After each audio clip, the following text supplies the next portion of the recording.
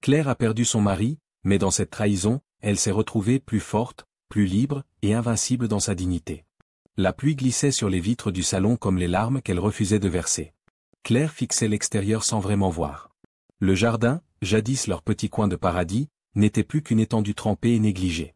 Comme leur couple. 12 ans. 12 ans d'amour, de compromis, de nuits à veiller leurs enfants, de repas partagés, de peur dépassée main dans la main. Et maintenant, des silences. Lourds. Tranchants. Humiliants. Depuis quelques mois, Thomas rentrait plus tard. Son téléphone vibrait sans arrêt, et il souriait, quand il croyait qu'elle ne le regardait pas. Il se détachait doucement, sans fracas, comme un nœud qui glisse. Ce n'était pas une trahison brutale. C'était pire. Une disparition lente. Inodore, mais dévastatrice.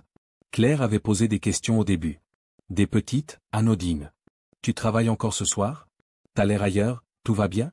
Mais à chaque fois, elle avait reçu des réponses vagues, des baisers pressés, des sourires absents. Un soir, alors qu'il prenait sa douche, elle avait saisi son téléphone par instinct. Jamais elle ne l'avait fait avant. Elle se sentait sale. Traîtresse. Mais le doute avait pris trop de place. Et là, un nom inconnu dans les notifications. Léna. Un message, court, banal en apparence, mais acide dans le cœur d'une épouse. Tu me manques déjà. Claire était restée figée, le téléphone tremblant dans ses mains. Elle n'avait pas crié. Elle n'avait pas pleuré. Elle avait seulement tout compris. Thomas sortit de la douche, essuyant ses cheveux sans la remarquer. Claire, de dos, rangea le téléphone là où elle l'avait trouvé. « Bonne nuit », murmura-t-il en l'embrassant sur la tempe. Elle répondit d'un sourire vide. « Bonne nuit ». Ce soir-là, elle ne dormit pas. Son cœur non plus. Elle n'était pas encore en colère. Mais elle n'était plus aveugle. Claire n'avait rien dit. Pas encore. Pas ce soir-là, ni le lendemain. Elle jouait encore son rôle à la perfection, celui de la femme douce, calme, posée. Mais à l'intérieur, c'était un champ de ruines. Et parmi les décombres, une graine avait germé. Pas celle de la vengeance. Pas encore. Juste celle de la vérité. Elle avait besoin de savoir. Tout. Avant de décider ce qu'elle deviendrait. Alors elle observa. Elle attendit. 3 jours plus tard, elle prétexta une migraine pour ne pas l'accompagner au dîner chez ses collègues. À peine la porte refermée, elle s'installa à son bureau avec le téléphone de Thomas, qu'il avait laissé, par négligence ou confiance. Elle entra le mot de passe. Celui de toujours. Leur date d'anniversaire. Il n'avait même pas changé ça. Elle ouvrit les messages, le cœur battant. C'était comme plonger dans une eau glaciale sans savoir si elle ressortirait entière. Léna. Beaucoup de messages. Des dizaines. Des vocaux. Des photos. Des rires partagés. Des souvenirs construits en cachette. Mais ce qui la frappa le plus, ce ne fut pas les mots doux. C'était l'aisance. L'insolence. Léna ne semblait pas être une victime de passion. Non. Elle savait. Elle connaissait l'existence de Claire. Elle s'en amusait parfois. J'ai vu ta femme sur ton Insta, elle a l'air un peu triste. C'est peut-être le moment de lui offrir sa liberté, tu crois pas? Tu devrais porter cette chemise bleue ce soir. Elle va penser que c'est pour elle. On saura tous les deux que c'est pour moi. Claire sentit un frisson de glace remonter le long de sa colonne vertébrale. Elle reposa le téléphone, sans le verrouiller. Elle se leva lentement. Elle avait besoin d'air. D'espace. D'un endroit où la réalité ne pouvait pas l'atteindre. Elle sortit dans le jardin détrempé, pieds nus dans l'herbe froide. La pluie s'était arrêtée. Mais le ciel restait lourd, gris, comme son cœur. Léna n'était pas seulement une maîtresse. Elle était provocante, arrogante, et surtout, consciente. Claire, trempée, le visage tourné vers le ciel, ferma les yeux. Quelque chose venait de mourir. Mais quelque chose d'autre, aussi, venait de naître. Une semaine s'était écoulée. Claire avait cessé de pleurer. Elle avait observé, analysé, revu les messages, encore et encore. Chaque mot de Léna était une gifle. Chaque silence de Thomas, une trahison. Mais elle n'irait pas crier dans la rue. Non. Elle irait jusqu'au bout. À sa façon. Avec élégance. Et avec tout le venin qu'une femme humiliée peut contenir. Ce jeudi soir, elle proposa à Thomas un dîner en amoureux. Comme avant, dit-elle doucement. Tu te souviens de ces soirées où on riait, juste nous deux? Il sembla surpris, presque gêné. Mais accepta. Tu es sûr? Tu semblais fatigué ces derniers temps. Je vais mieux, mentit-elle avec un sourire parfaitement maîtrisé. Ce soir, je veux qu'on se retrouve. Elle prépara la table avec soin. Bougies. Musique douce. Vin rouge. Et un dessert qu'il adorait. Puis, à 20 heures précises, la sonnette retentit. Thomas fronça les sourcils. Tu attends quelqu'un? Oui, répondit-elle simplement. Il n'eut pas le temps de poser d'autres questions. Claire alla ouvrir. Léna entra, sublime dans une robe noire fendue, talons hauts, les cheveux relâchés. Bonsoir, lança-t-elle avec une pointe de défi dans la voix. Thomas se figea. Qu'est-ce qu'elle fait là? Elle est notre invitée, répondit Claire. Tu passes tant de temps avec elle, je me suis dit qu'il serait normal de l'inclure. Silence. Froid. Épais. Claire fit un geste théâtral vers la table. Allons-y. Le dîner est servi. Les trois s'assirent. Thomas blême. Léna un peu tendue. Claire, elle, étonnamment calme. Le premier plat fut servi, une entrée simple mais raffinée, qu'elle cuisinait les premiers mois de leur mariage. Tu te souviens, Thomas? C'est ce que je t'ai fait la première fois que tu es venu chez moi. Tu avais renversé du vin sur la nappe et tu avais juré de ne jamais me quitter. Thomas ne répondit pas. Il avait baissé les yeux. Léna croisa les bras, cherchant son aplomb. Je ne suis pas sûr d'être à ma place ici. Oh, mais si, sourit Claire. Tu es exactement à ta place. Tu t'es imposé dans mon couple sans invitation, il me semble logique de t'asseoir à ma table maintenant. Un silence glaçant s'abattit. Le plat principal suivit. Une viande en sauce, mijotée longtemps. Ce plat demande de la patience. Comme un mariage. 12 heures de cuisson. 12 ans d'amour. Elle planta sa fourchette, puis releva les yeux. Tu comprends, Léna? La cuisine comme l'amour, ça ne s'improvise pas sur une pulsion. Léna soupira, exaspérée. Écoute, je ne t'ai rien volé. S'il est venu vers moi, c'est peut-être qu'il manquait quelque chose ici. Claire éclata d'un rire bref, presque cruel. Ma chère, ce qu'il manquait ici, ce n'était pas l'amour. C'était ta décence. Elle se leva alors, et posa sur la table une petite boîte noire. À l'intérieur, des copies de leurs échanges. Des impressions de photos. Et une lettre. Écrite par Claire. Elle l'a lue à voix haute. À toi, la passagère. Tu as cru qu'il suffisait d'un regard, d'un corps et d'un lit pour prendre ma place. Mais tu n'as jamais vu mes cernes de mère. Mes cicatrices de femme. Mes silences de guerrière. Tu n'as pas pris un homme. Tu as pris un fuyard. Et toi, Thomas? Tu m'as trahi non pas avec ton corps, mais avec ton oubli. Ce dîner est notre dernier. Je ne hurlerai pas. Je te laisse ce que tu as choisi, le vide. Claire se leva doucement, ôta son alliance et la déposa dans l'assiette de Thomas. Je ne me venge pas. Je te libère. Et moi avec. Puis, elle quitta la pièce, droite, sans trembler. Et pour la première fois, ce fut eux qui restèrent dans le silence.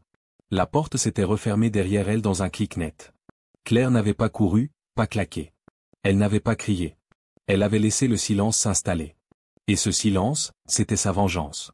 Dans la voiture, elle posa ses mains sur le volant, inspira profondément.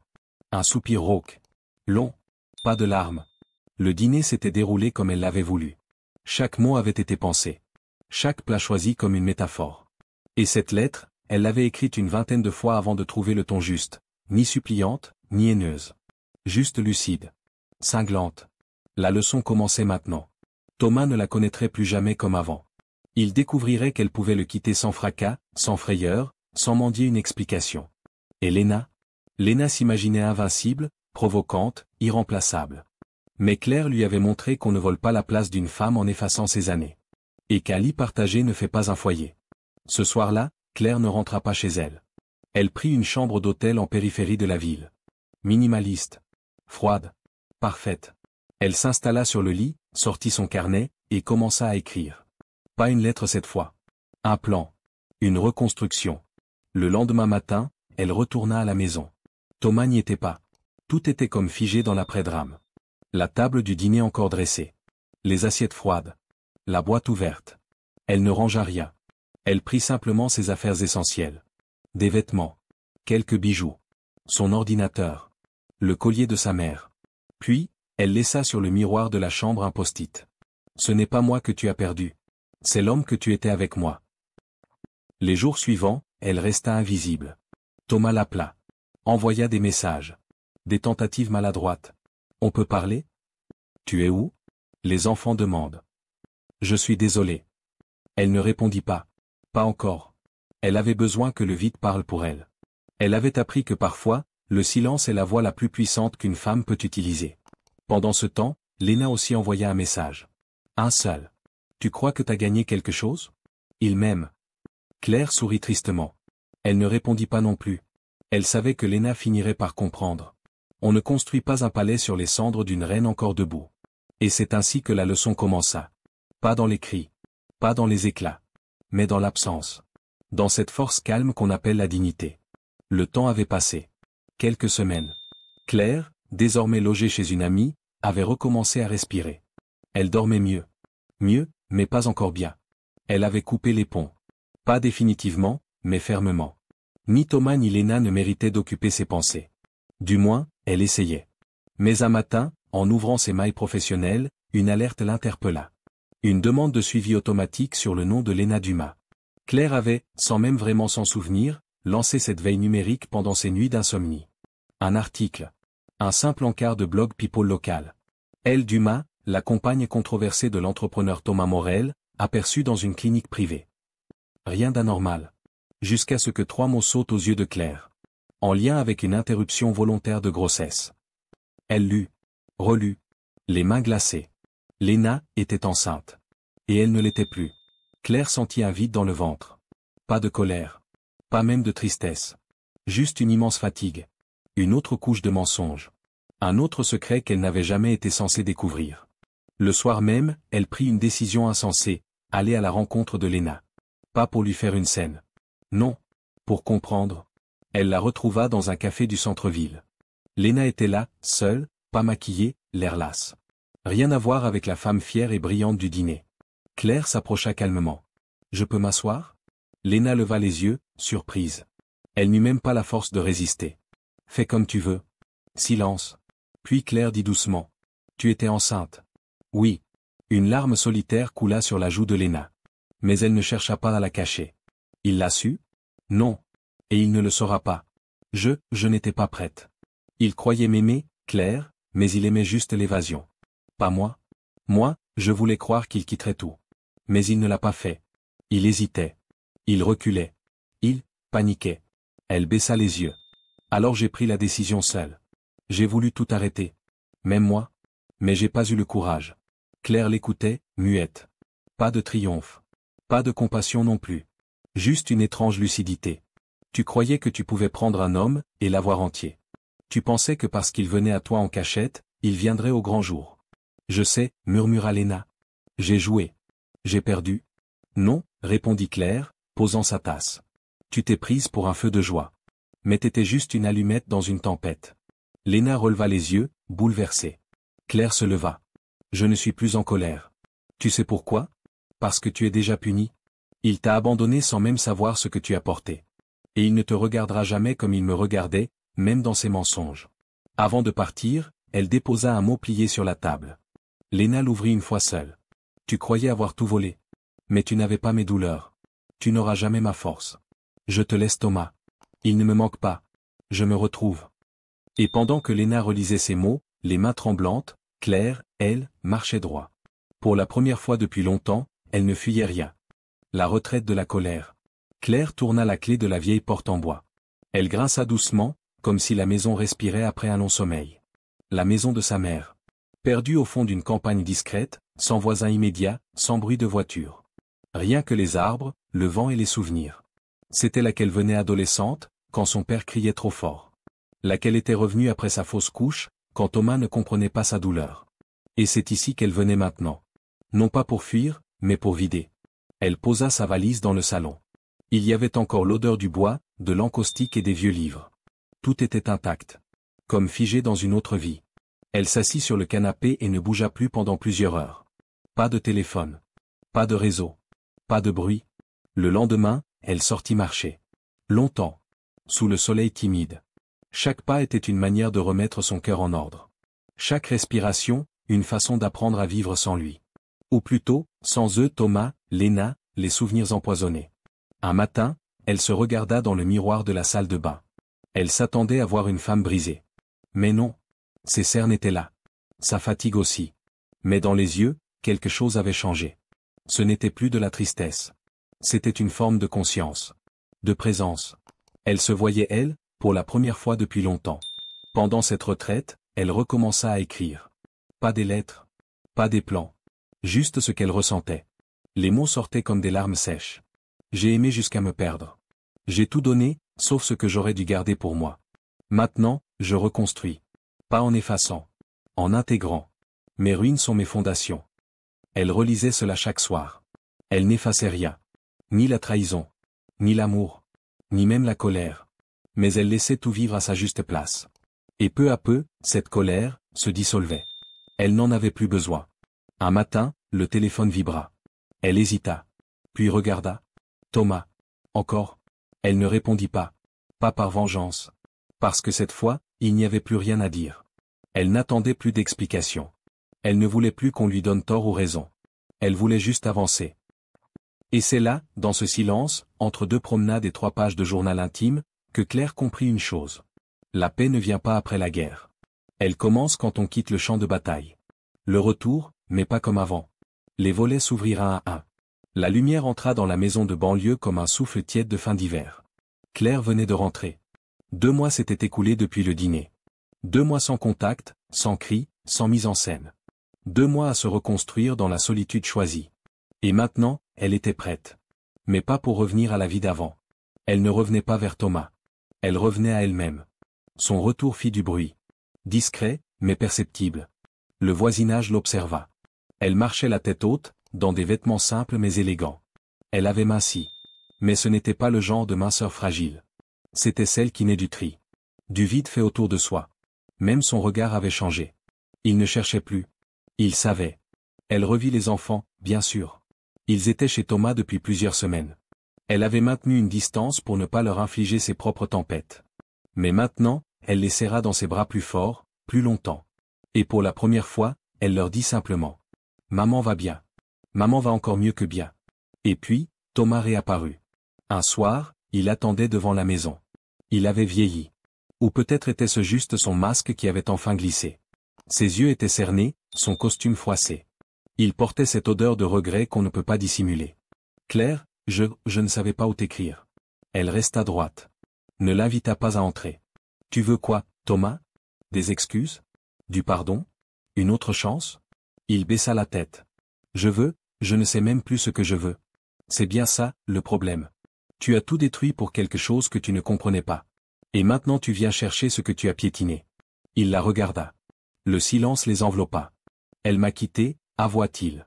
Elle a disparu. Je crois qu'elle était enceinte. Je n'ai rien su.